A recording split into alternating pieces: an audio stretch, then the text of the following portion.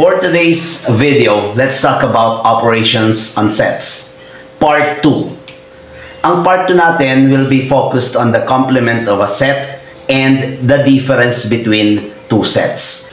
Okay. The complement of a set A is written as A, comma sa taas, apostrophe, is the set of elements in the universal set that are not in A. So ulitin natin. The complement of A is the set of elements in the universal set that are not in A. Lahat daw ng nasa universal set na wala kay A. So let us try. Example number 1. Our universal set is the set of 1, 2, 3, 4, and 5. Number 1, A is equal to the set of 2 and 3. So we're going to find A complement. Anong sabi? Lahat ng nasa universal set na wala kay A. Ang na kay A is 2 and 3. Tanggalin natin pansamantala. So the answer will be 1, 4, and 5. Lahat ng nasa universal set na wala kay A. That will be our answer. Number 2.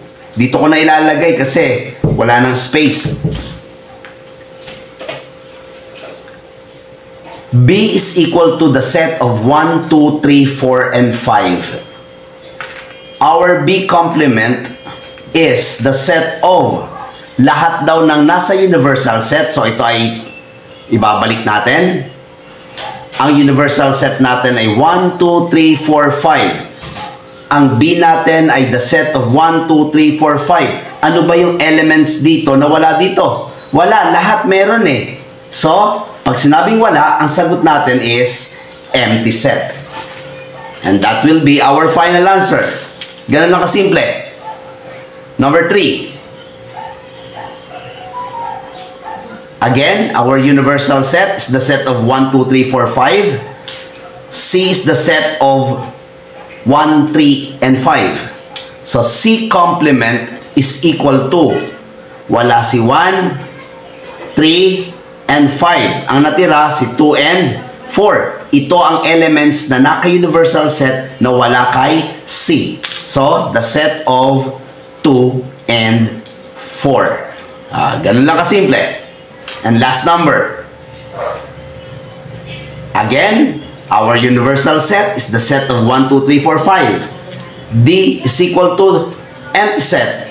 Wala daw laman yung D. So, ano yung mga elements na nakay U, universal set, na wala kay D? Lahat dito. Wala dito. So, our D complement is equal to the set of lahat yun. 1, 2, 3, 4, 5. That will be our final answer. Ganun lang kasimple. Paano naman kapag using Venn diagram? Paano natin sasagutin? Find A complement. Ito ang given natin, no? Dito sinasabi na ang universal set, lahat ng numerong naririto. 1, 2, 3, 4, 5. At si A ay 2 and 3. So, our A complement, yung wala kay A. Kaya ito yon. Lagyan natin ng shade. Ayan. Ano yung mga number na naririto? That is 1, 4, and 5. A complement is 1, 4, and 5. That's it.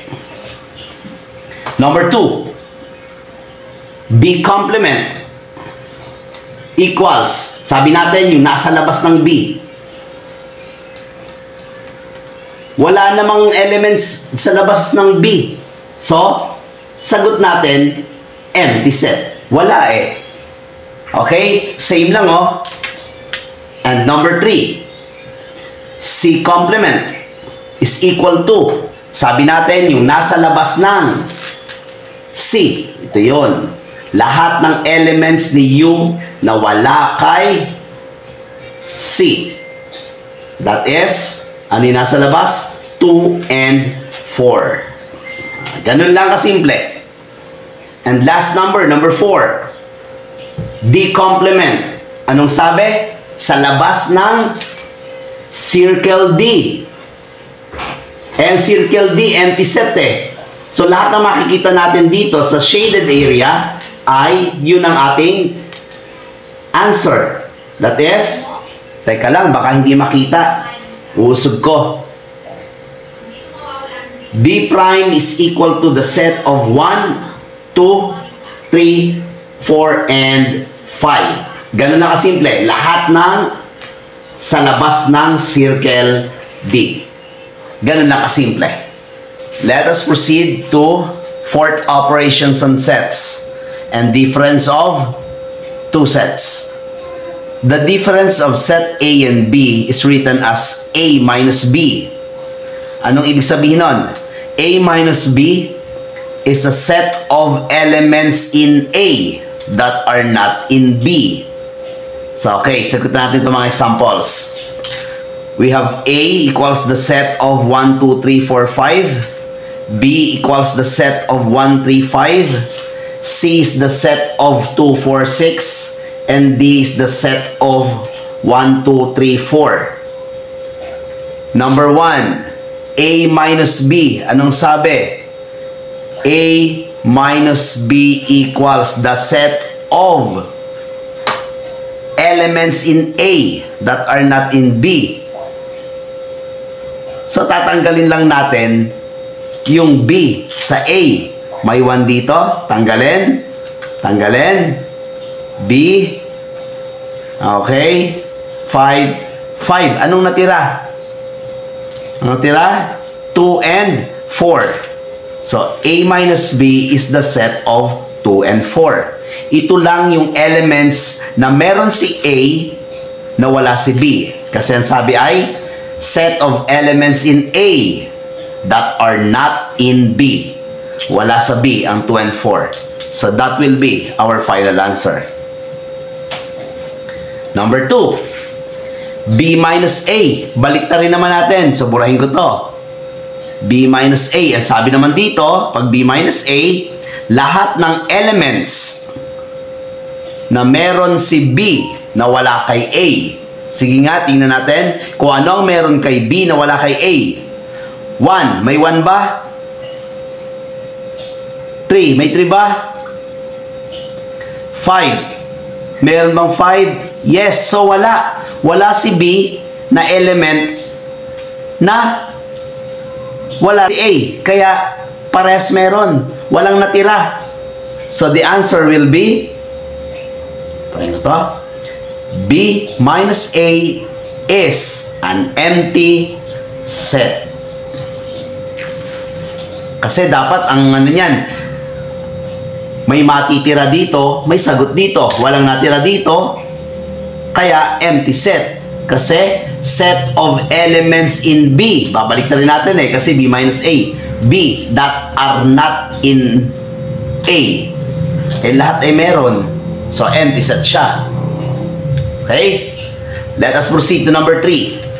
A minus D is the set of lahat ng elements ni A na wala kay D. Ano ba ang meron si A na wala kay D? 1, 1, 2, 2, 3, 3, 4, 4. Ano lang walang slash? 5. The answer will be the set of 5.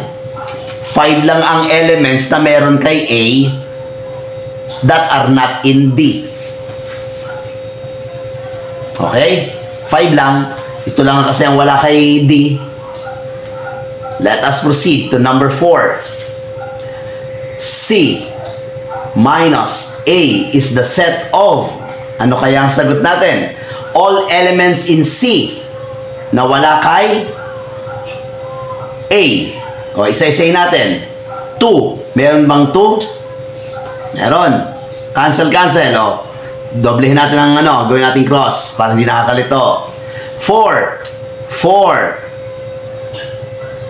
6. O, ito yung element na meron kay C na wala kay A. So, the answer will be the set of 6. Ganun lang kasimple. Okay, another example using Venn diagram. This is set A, 1, 2, 3, 4, and B, 3, 4, 5, 6. Our problem here is A minus B. Dito natin titingnan sa diagram. Anong sabi? All elements in A that are not in B. So, tatanggalin mo yung buong B. So, our answer is yung may shaded region. Ito yon. Tatanggalin mo si B eh. So, our answer will be 1 and 2. That's it. And for example number 2, B minus A. Tatanggalin mo si A, kaya ang matitira, ito, si B. Ang sagot natin kung ano ang meron si B. That's 5 and 6. B minus A equals the set of 5 and 6. Ganun lang kasimple.